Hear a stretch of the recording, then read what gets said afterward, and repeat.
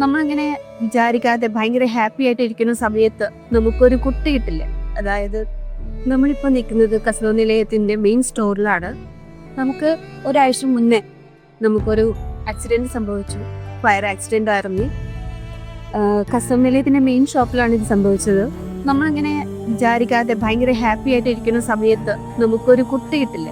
അതായത് എന്തെങ്കിലും ഒരു ദുരന്തം നമ്മുടെ ലൈഫിലേക്ക് വരും. അതുപോലെ യാദൃശ്ചികമായിട്ട് എൻ്റെ ലൈഫിലേക്ക് വന്നിരിക്കുന്ന ഒരു ദുരന്തമാണ്.